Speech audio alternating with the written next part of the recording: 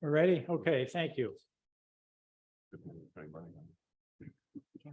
Welcome, everyone. We'll call the meeting to order and ask the clerk to certify the meeting notice. This meeting has been noticed in accordance with Idaho Code 74-204.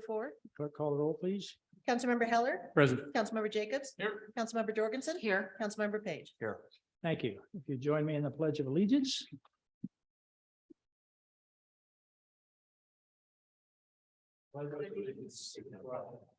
United States of America. To the republic for which it stands, one nation, under God, indivisible, with liberty and justice for all.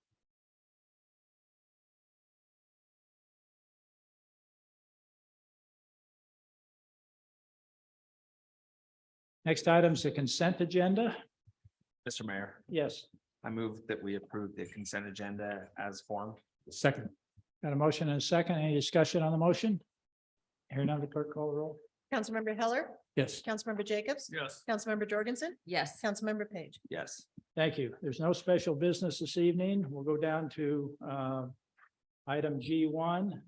This is a continuation of the deliberation we started at our last meeting regarding the proposed parking ordinance. That's the only item on our agenda this evening. Council, you all have a paper copy of the draft. I thought this would make it easier when we're going from page to page, so we can follow along. Ms. Thornborough is going to take us through. Our goal tonight is to continue to narrow the scope of this document. We made,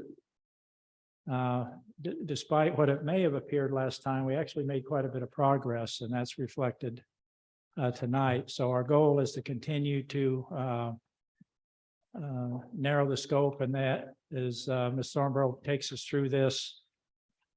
Be prepared for some questions, some feedback, so that we can tailor the things that we're going to talk about and keep drilling down on this. And then at some point, we're going to be at a form where we're going to run you a clean copy, and the council will be asked to determine if you're happy, this is the direction you want to go, or we're going to do something different.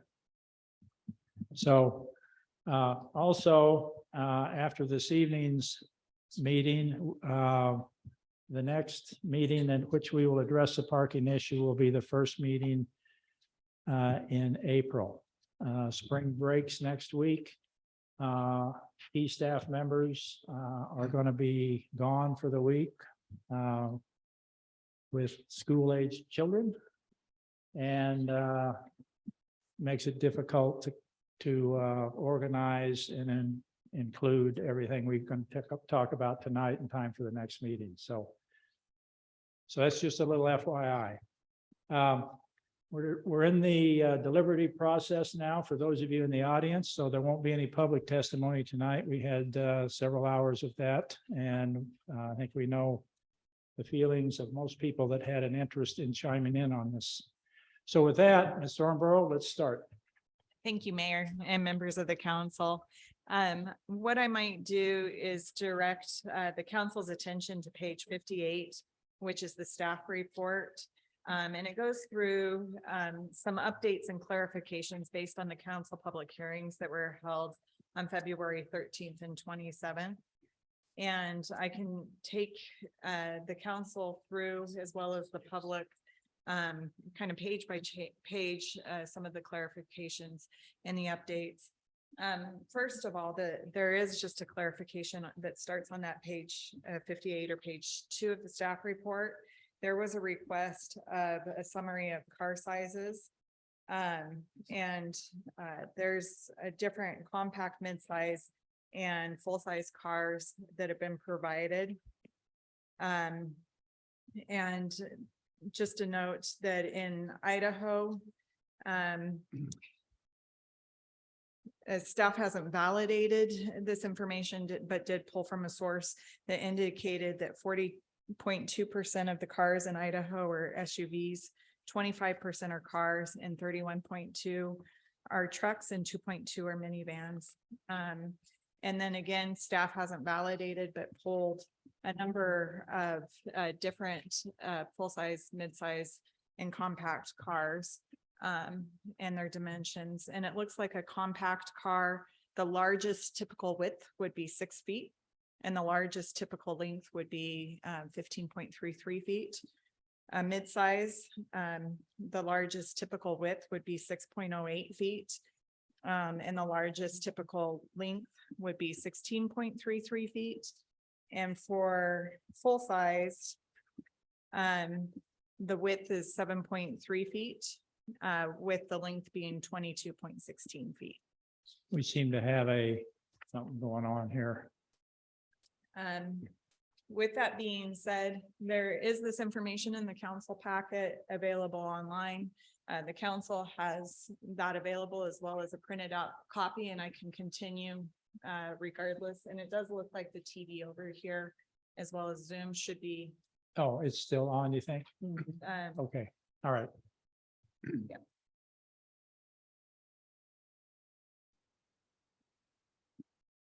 I think a gremlin got in our screen there or something.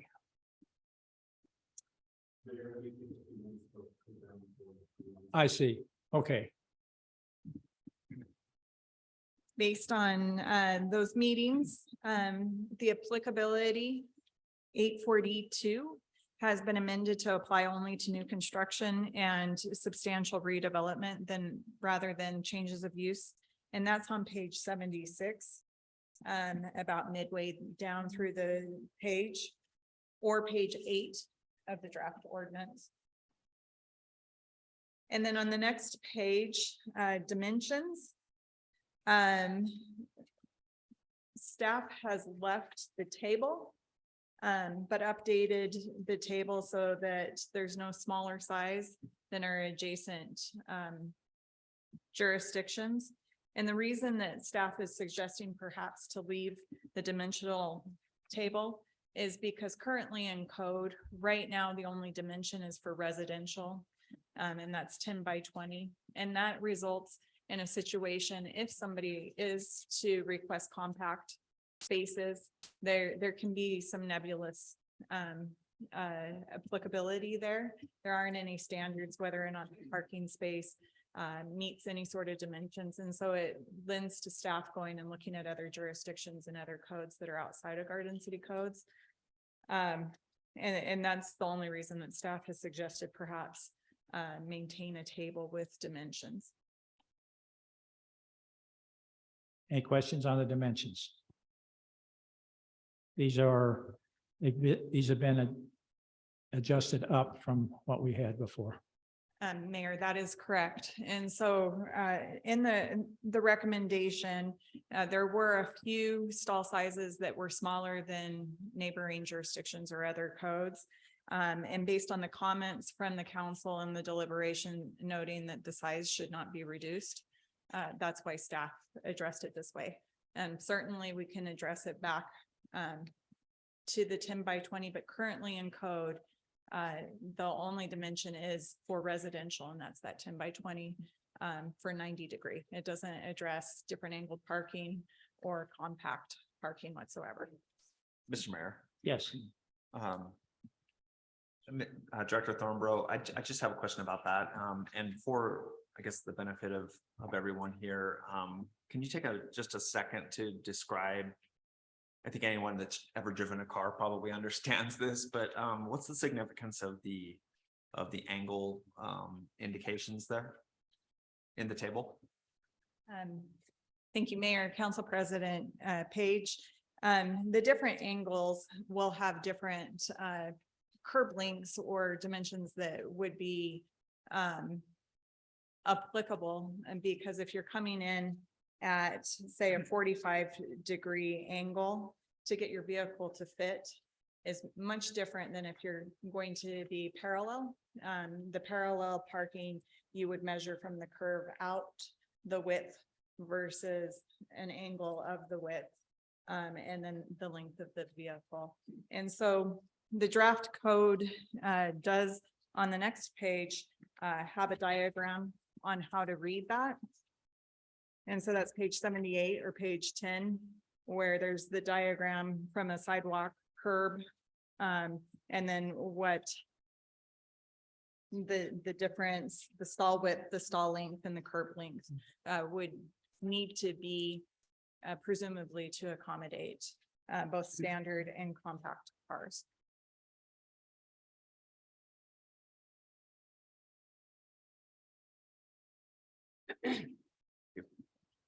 Okay, On page 77, I think we just went over that, excuse me, page 86. Which is, sorry, I'm not bringing this along for those that are in Zoom. Or page 18.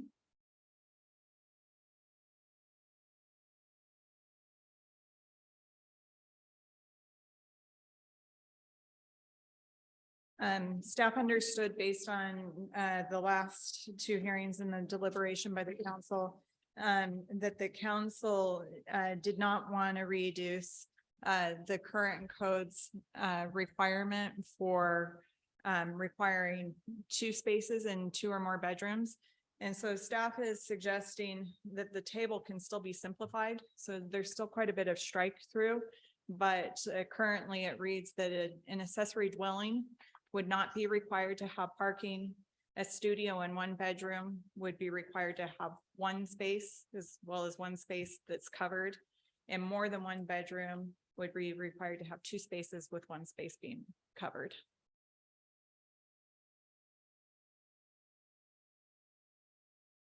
Staff did believe that staff understood that the recommended guest parking was in alliance with what the council was wanting to see. And so that's left at the recommendation for the first 10 dwelling units over 2, that there be a requirement for 0.5 parking spaces. So 1 space for every 2 units up to the first 10 dwelling units. And then after that, 1 per 10 per dwelling unit, or for every 10 dwelling units, there'd be 1 space required.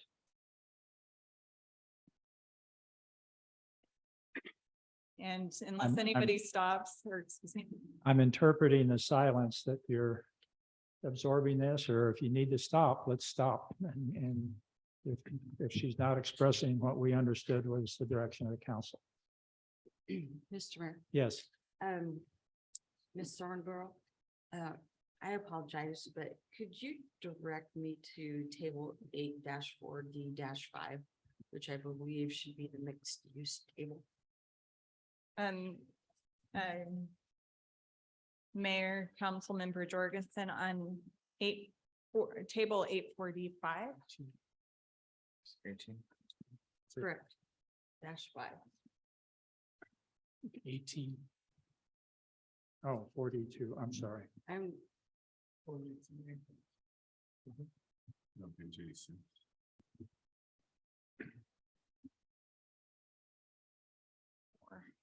It looks like In the paper packet, it's page 18. I think the Mayor, Councilmember Jorgensen, are you looking for table 842? No, Okay. 4D-5. In the summary, it references -5 as the mixed use table. Instead of a table, I believe it's just the code, so 845. And Okay. then D5 would be located on page 92. Or page 24. Yeah.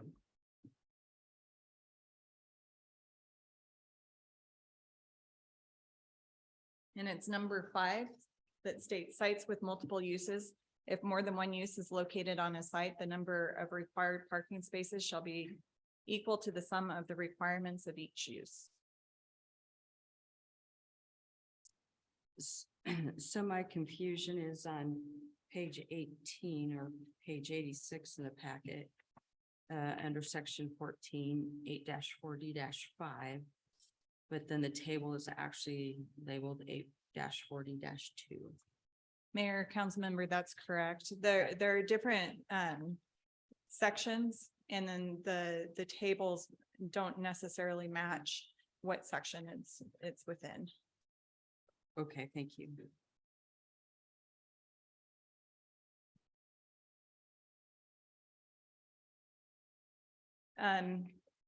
And staff will continue as presuming that the guest parking and the mixed use calculation sounds okay for now. Okay. On page 93.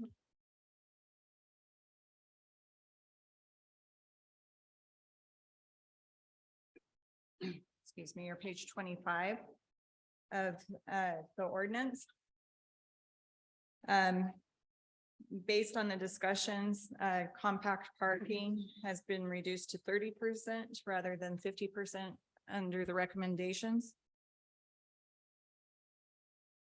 Mr. Mayor, Mhm. may I ask a question? Sure. Ms. Thornborough, can you please repeat the distribution of the vehicle size as your research reflected? Absolutely. Mayor, Councilmember Jorgensen. In the state of Idaho, and again, staff hasn't verified these numbers. This was a Google search that resulted from most popular vehicle type by state in IC cars. But according to that website, Idaho, most popular cars are by distribution. There are 40.2% that are classified by that website as SUVs.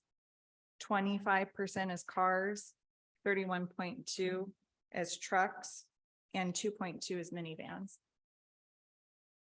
And that's in the staff report on page 58 of the packet. If you need to, I'm happy to say it again, by all means, but if you need to refer to that.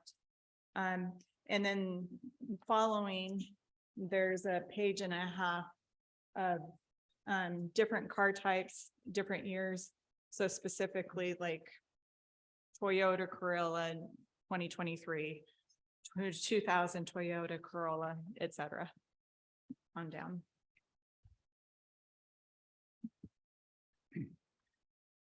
So the 30% from 50% to 30% for compact spaces is an attempt to reflect that the ownership of vehicles in Idaho is generally larger vehicles. And it would also appear to me from the recitation of and I realize it's just a Google search, I think is how you characterized it. But 25% cars, but no designations for like full-size cars and mid-size cars or compact cars. Mayor, Council President Page, no, there are no subcategories within that. However, I might note that aside from length, there's about a foot difference in length.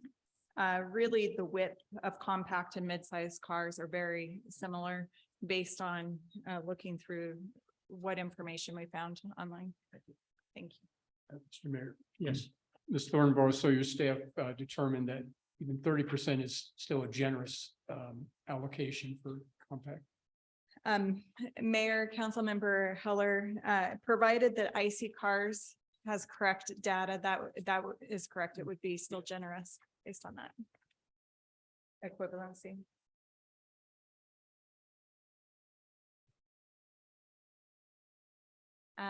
You think before we go on, is there an interest that it's too generous? Or No, everybody, not for me. everybody okay with 30%? Yes, thank you. Okay, you. all right, thank you. Okay, On page 93 as well.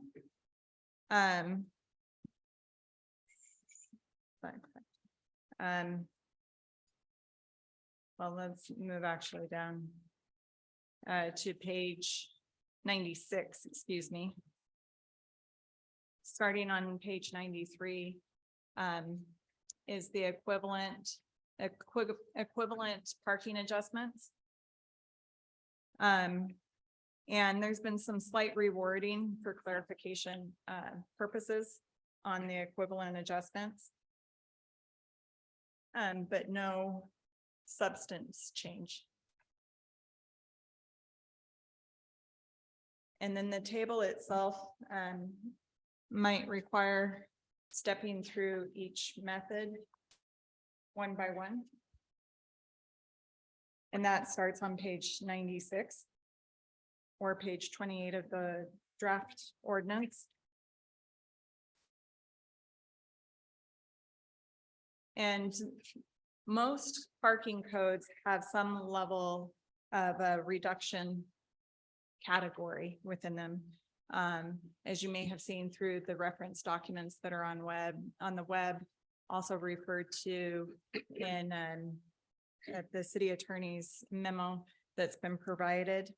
Garden City's current code also has a reduction in parking methodology that's been identified as being subjective in nature. And the equivalent parking adjustments are noted that the equivalent parking should still be there, and that's why there's been the title change. But try to provide some criteria and that could be utilized that has objective criteria that can be attached to it. So some of the problems that with current code that have been identified is that it's left to the planning official to determine what the reduction could be, and there's not a lot of objective criteria. Currently, you can have an agreement to park elsewhere, but the criteria isn't clear of what needs to be included within that agreement. And so this table is just trying to refine and identify methods that applicants may wish to utilize, or situations that they may have where they could request for a reduction in parking. The first is that would be only applicable to guest parking for residential and non-residential uses, and would be private in nature. It would not be a public system. Would be for, say, that restaurant or whatever it may be, or that apartment complex, to either meter their guest parking or set time limits. And it would be required to have some sort of like an agreement with a tow company or other enforcement mechanism to ensure compliance.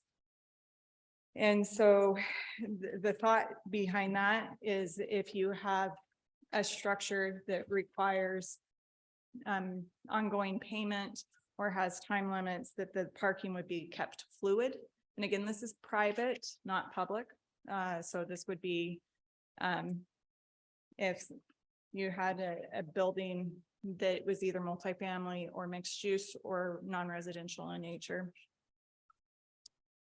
And so I guess staff may stop after each one to receive feedback if these are appropriate, or if you'd like to see them changed or stricken. So just so let's just throw out an example, a doctor's office. Correct. So you've got people coming for an appointment, their appointments usually last an hour, and then that space is going to vacate, and then another person is going to come. Is that kind of Mayor, what we're driving at? that's exactly correct.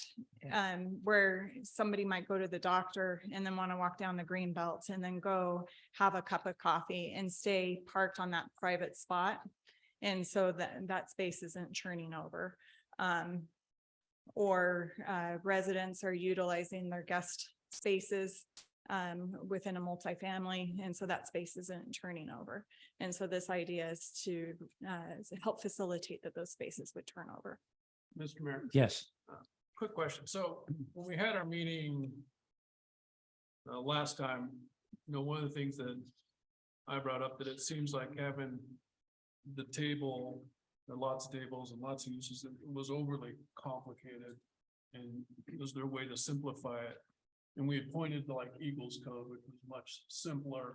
And so I guess a question for Mr. Wadhams is looking at Eagles Code and what they have, does that provide, if we use something similar like that or a hybrid of that, rather than having this complexity with tables and things like that, would that give us the objectivity that we're looking for when making determinations about equivalent parking adjustments? Mayor, Councilmember Jacobs, if I may, yeah, I think so. I talk about that on page 25 of my memorandum, which is on page 53 of the packet. Second to last full paragraph, where I reference the Eagle standards. I did not put in my memo what their requisite criteria is, but I recall from looking at it that it's simpler than the current proposal. So I think we could simplify that if that's the will of the council. One thing that I do not like particularly in the Eagle Code is where it says the administrator has discretion to determine the number of parking spaces. I don't like that provision particularly, but the rest of it from Eagle, I think is pretty objective and relatively easy to understand. Is there a way to maybe get some draft language for the council that would have something simpler, reduce and eliminate that subjectivity? You know, that we can do that rather than having all, because you can't account for everything, right? And so is there a way to get around that? I think- That's simple for everybody to kind of understand, but not be exhaustive. Mayor, Councilmember Jacobs, I think so. I'd be happy to come back with that criteria for the next meeting. I think I'd like to see that just to compare the two and then we can maybe make a decision, but and just. Mayor, council members, just for the benefit of the council, the two items that are identified in the City of Eagles as adjustments. City of Eagles 8445 allows for parking in lieu payments to the city. And so the city would administer a program where up to 20 spaces or by city council approval, individuals would pay $5,700 into a pool in lieu of parking. And then 8443 would be a joint or collective parking facilities. And then there are some very similar items such as public transit reduction, a use reduction based on an applicant's noting that the use would be less than requested, peak demand, et cetera. And that allows for a 20% max or a conditional use permit. Staff did not see conditional use permit criteria on what the criteria would be to reduce that further. If that helps frame what that might be. Yeah, I just take the best of both, I guess. Mayor, can I follow up on that just briefly? Sure. Okay, what I wanted to add, Councilmember Jacobs, is the thing about Eagle, those they have the joint parking agreements. So I guess the first question is does the council want joint parking agreements? Because you could totally just repeal these joint parking agreements and not even have them. So if you want to be like Eagle, then you're saying yes to joint parking agreements. So I guess, I don't know if that's cart before the horse or what, but I don't know if be like Eagles, but it's just. start with Eagle and Yeah, just and then as a framework and. tailor it to our city's needs. Right, exactly. Well, we can flag this and take a little deeper look for the next go round. I'm not convinced that simpler ends up being simpler. Yeah. So that's one of the My concern with simpler is staff loading. Mhm. With potential, kind of answering the same question again and again and again as applications come in. And then as people request, I'm gonna use the word mayor doesn't like, variance from or conditional uses. It just obligates so much time from the planning official and that office. When the complexity here is fair and it's uniform, you know what to expect based on what you're applying for. So, although it is a bit of a drudgery to build this, I think that's one benefit, and I'm not suggesting that it couldn't also be simpler. I'm just offering a different view. Mr. Mayor. Yes. And I agree with Council President Page that I wouldn't like to see us strip out the conditional use specificity in the work of your staff in this draft. But I'm also confident that working with Mr. Wadums, maybe some simplicity in the language would satisfy Councilmember Jacobs. I'm not speaking for you, Councilmember. Yeah, and I'm not suggesting to make it so simple that it's, I mean, simple is not always better, but it's something that, is there a hybrid model between, Yeah. kind of take the both best worlds of. Is it the tables that most? Well, it just seems, or is it, we've got live, work, we've got, all of these different uses. Do we actually need all of that, or is there a simple way that we give us? Because you can't think, well, what about this? What about, it just seems like there are different jurisdictions have streamlined code, so I guess that would be more my words, a way to streamline it versus simplify it. So it's a little easier, and that's why I trust Mr. Wadums and Ms. Thornborough just to come up with something in between, so to speak. So Mr. Wadums brought up a point. We discussed this administratively. I have with Ms. Thornborough. And if you're going to have parking agreements, then that can be a benefit to our commercial users. It adds administrative load. It can also long-term be challenging as commercial uses change in buildings. Typically a cross parking agreement is codified in a legal recorded document that encumbers the underlying land. So you can argue it's permanent from that perspective, but if those of us that are somewhat students of the change of use in our commercial properties in Garden City, there's a high turnover of uses. And I think one thing that maybe we can think about between now and when we meet again, which encompasses a lot of this material, is whether at this point in time, you want to look at cross parking agreements. When you start looking at having providing parking that's a quarter of a mile away, for example, and utilizing that as to satisfy a parking requirement. The position A, I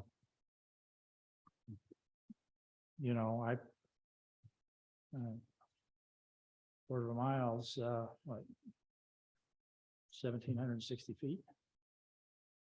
Thanks So, for that math. Huh? Thank you for that math, Mr. Mayor.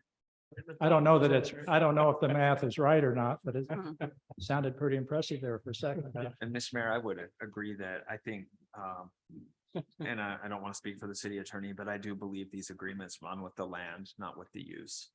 And so as uses change and are more fluid, we run into complications with those agreements. And although the city may not be privy to the agreement, definitely the city ends up playing referee in those agreement disputes. So just another thing to consider. Yeah, it's something to think about. And simplification, that simplifies things. Yeah. If you want to think of it that way. It would make some potential projects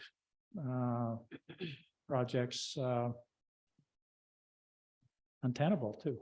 So there's some of that, but I've put a nice flag here on my copy. And if you would allow us, maybe we can get in that. Do you want to go a little further in this now or? Mayor, certainly, staff would appreciate knowing, council's thoughts on simplification. And if that is going through type by type, or if we want to just stop and have staff propose something else, because there are a number of different ideas, I guess, that are proposed, ranging from items that you've heard, like car share, or that's already been brought up, like parking agreements. And then there's an allowance for a public parking system. Should there ever be one, that's a little easier to administer than those private agreements for sure. And then we slightly touched on in the previous hearings where staff understood to keep the allowance for a reduction for affordable housing. And then there's an idea that runs through this related to transit, and just a little bit of background on the tie to transit. Hypothetically, transit obviously will reduce, a robust transit system would reduce the need for parking. But also in dialogues with VRT over years, the city's been unable to provide funding at the rate that VRT has requested, which recently has resulted in the loss of that Route 11 that goes through the East End. And so some of this is trying to look at, is there the ability to create funding that the city could utilize then to pay into the transit system. And so, or creating demand such as transit pass would create a grouping of people with the ability to utilize the buses, but transit funding or infrastructure thereof. So if you think about the bus stop that's in front of Fred Meyer, it's very difficult to get to. And so that bus stop really becomes unusable for many people.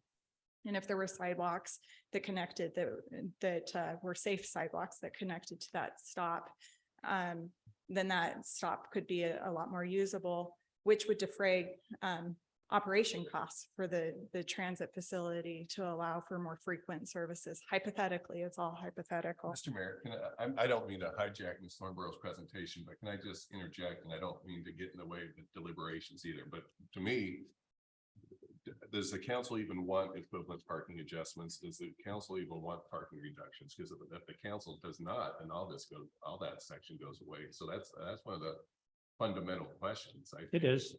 It is. So, you know, It is. we can go one of two directions on that based on the desire of the council.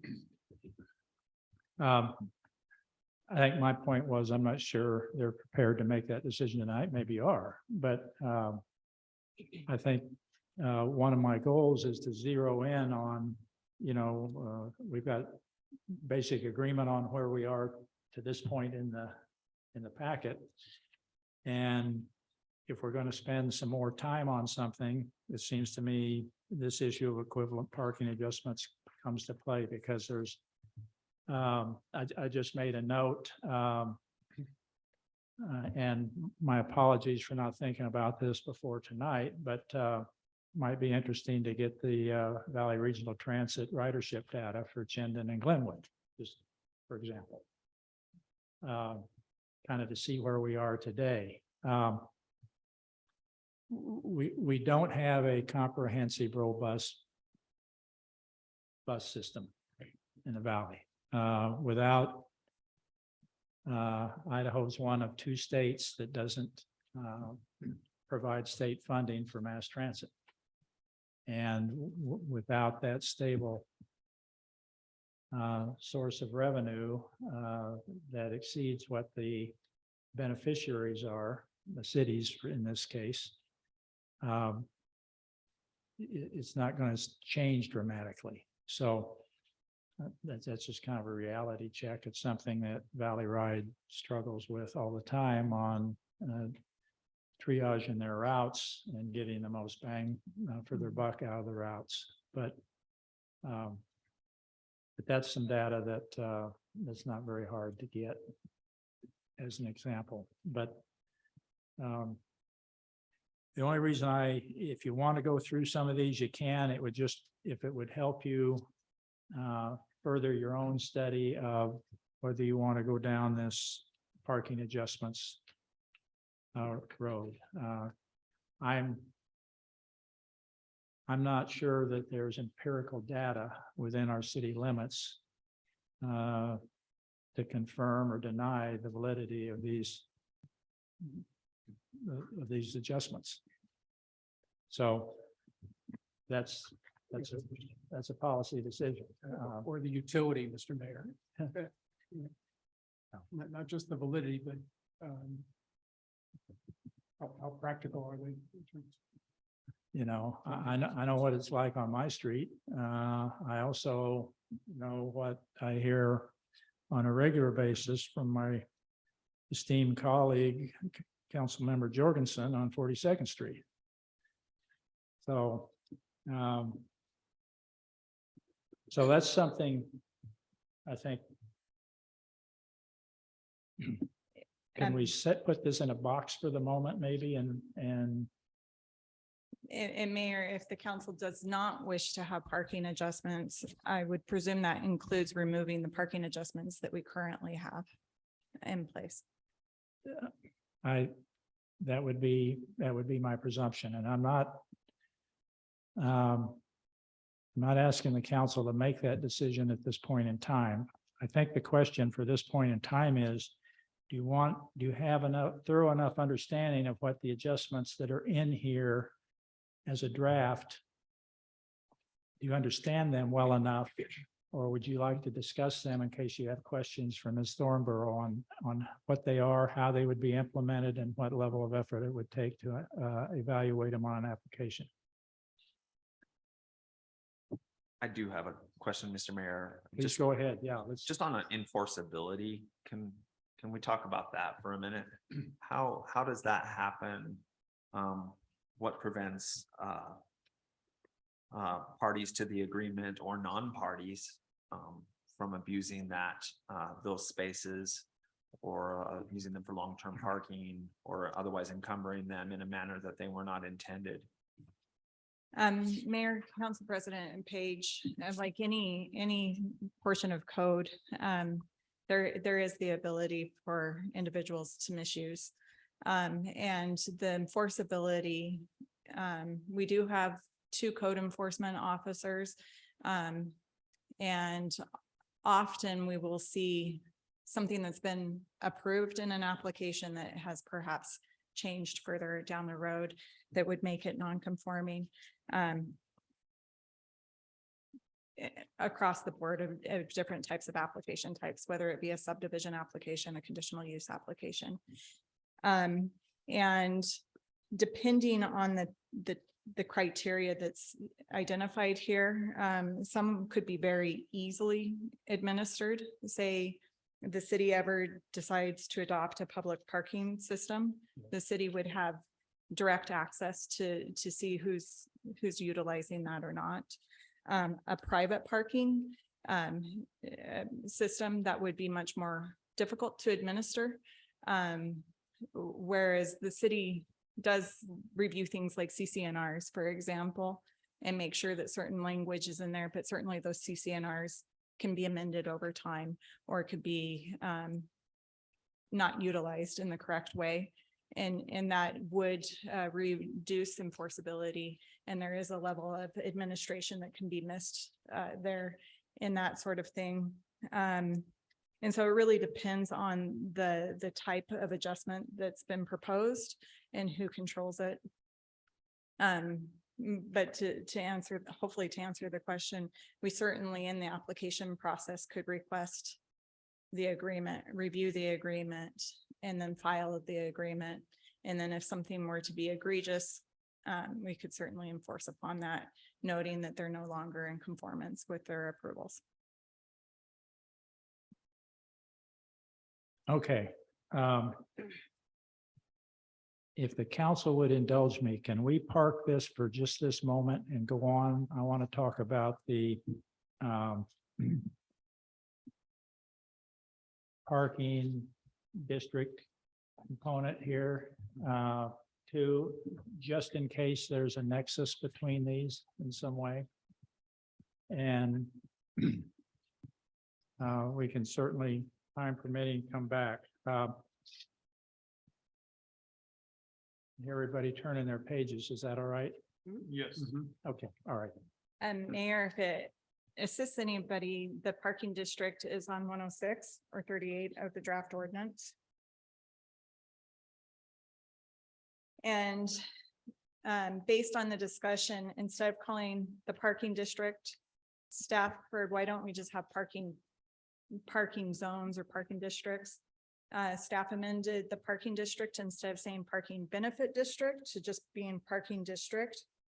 And so it's clear that it could be utilized for any areas that might warrant an increase or decrease in parking regulations.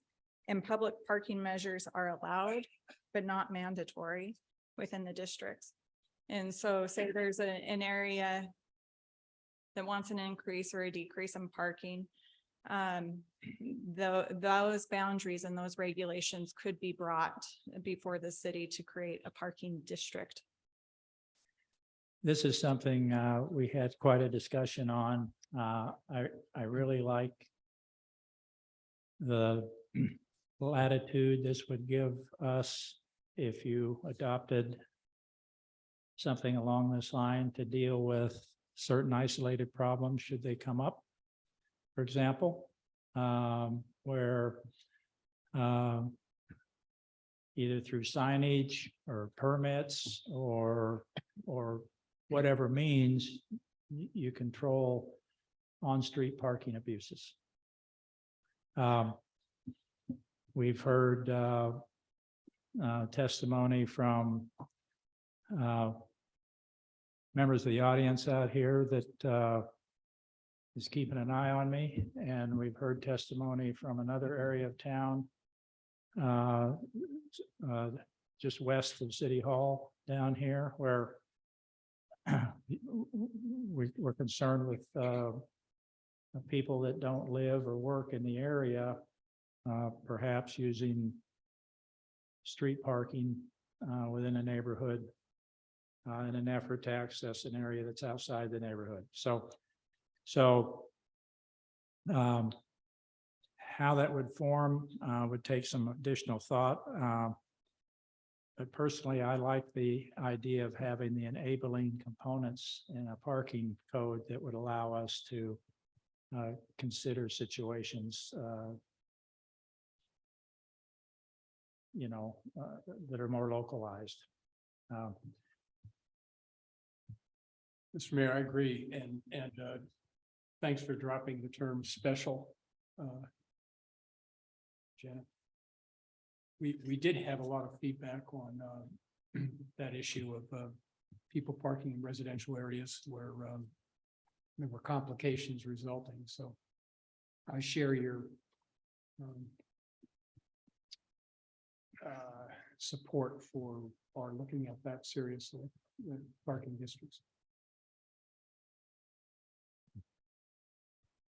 Mr. Mayor? Yes. Just a point of clarification. So, having it in here allows us, it gives us that enabling code. If we take it out and then decide to add it later, we have to go through this whole process all over again. Yeah. So I guess that's another reason why we might want to just make sure that enabling language is what you'd like it to be to enable versus going through this whole process again for Yes, again and later on the road. So I would kind of second what this Councilmember Eller said. if the council is interested in the idea, I'd like to develop it a little further with Ms. Thornborough. And then I have a couple of legal questions that I won't get into right now and put him on the spot, but Mr. Wadhams on how we whether or not basically we have to go through an entire ordinance amendment if we want to deal with certain components of an authorized district in this case. So how that might be done, and maybe there's not another way. But the point is, Charlie, we can have that discussion when you get back from spring break. Okay, all right. If the council so desires. Okay, Mayor, members of the council, as it stands right now, the establishment of a district in ordinance would require the legal boundaries of each parking district and the reductions or increases, if any, to the number of required on-street parking spaces. And then the rest would be adopted by resolution. So if there is a public parking component, that would be adopted by resolution. However, there is a robust noticing requirements that are set forth, requiring noticing at least 30 days prior and to everybody within that district and 500 feet outside of the boundaries of the district as well. yes, and that's clarified on page 106 as you read down there. My question, legal question is, I hate to use the word how far can you go, but what extent we can utilize the resolution process to implement things. Anything I mention, everybody's going to take like we're doing it. So I'm being a little cautious here, but I think it's a great enabling tool to be able to surgically deal with certain parking challenges we have throughout the city that aren't necessarily unique to everywhere in the city.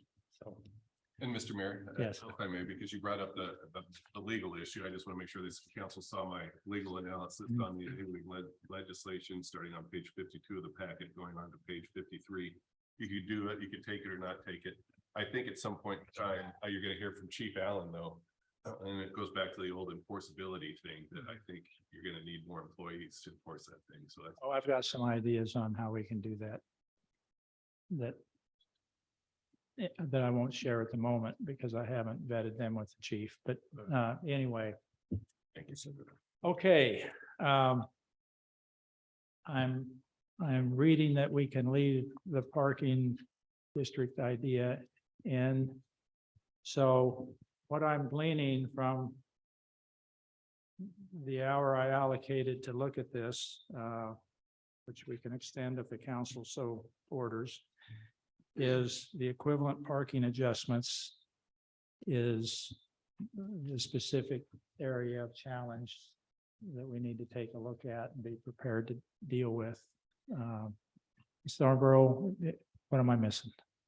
Mayor, thank you. I think I heard the saying that staff's on the right direction with everything except for equivalent parking adjustments.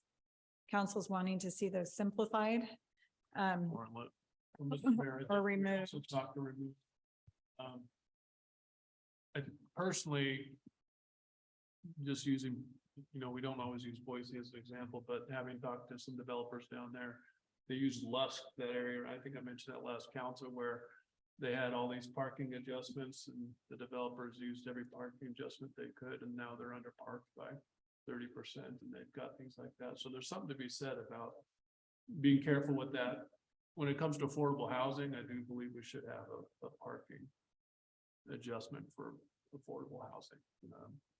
But I think we just need to decide whether we want them or not. And if we do, then what do they exactly look like? Sure. To her point. And we'll take a look at that. Again, it's going to be the first meeting in April because we're not going to have. We don't have layers of people here. When two people leave, that's we're not going to have legal staff or development services staff for a week. So, Mr. Mayor, yes, I did have a couple of comments. Sure. First, I wanted to thank Ms. Thornborough. I think you've done an incredible job and very thoroughly reviewed and proposed and re-proposed this code. A couple of my comments were first, I like the idea of a parking district.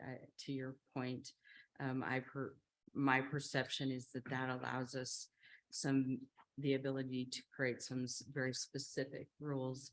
And I believe notwithstanding some of the enforceability challenges, I think there will be technology that will aid in that, assuming that we don't immediately implement a parking district. The other comment that I wanted to underscore is in the discussion regarding simplification. I do believe that there's likely a need for some detail. The one thing that I would like to avoid, and I previously mentioned, I prefer seeing the code be simplified. President of the council and Mr. Mayor, you will recall an application that came before the council a couple years ago that was so complicated. We had 3 attorneys and staff all arguing over the interpretation. And I know that we won't always avoid that, but if we can get to the 80-20 rule where 80% of the time our code is clear and understood and not subject to legal review constantly, I think that would be a driving goal. A secondary goal that I think I've been fairly clear on through the process and through many application hearings. I do not consider parking a quarter mile away from a residence acceptable. I simply do not. I consider, in my opinion, high vulnerable residents, particularly my point of reference would be a single mother with children in the dead of winter, looking for a parking spot to haul in her baby carrier, groceries, and diaper bag, or whatever that the needs are, and hauling that a quarter mile in the dark, in the cold is that's, problematic. It's a safety issue and certainly, not an attractive look for the city. So overall, again, I think Ms. Thornborough has done a great job. I think the residents, we've had developers, we've had so much comment, and overall, I think that my perception is the ask from the community is we maintain parking standards, that we consider the impact in the different residential communities, and that we provide this for the safety and thoughtfully manage this going forward. So having said all of that, I'm not confident we should be looking at reduced parking. I do think that we need to look at how we calculate the adjustments and be thoughtful in that and keep it simple if possible. Okay. Mr. Mayor, Yes. I would just add on to Teresa, I think we don't plan for 3 years, but we plan for 30, right? I think I had a developer tell me that this morning. It's like you can always phase things later or adjust things later, but be careful what you do, because don't think of the short planning horizon, but think of something a little bit more long term. Well, very good. I think we've got something to work with. Okay. Anything else, council? In deference to my commitment to our audience, I wanted to keep this pretty tight tonight, and I think we're just about right on the button. So, council, that concludes the agenda business on our agenda. I'd entertain a motion to adjourn. Mr. Mayor, I so move. Second. You got a motion and a second to adjourn. All in favor, say aye. Aye. Aye. Thank you. We stand adjourned.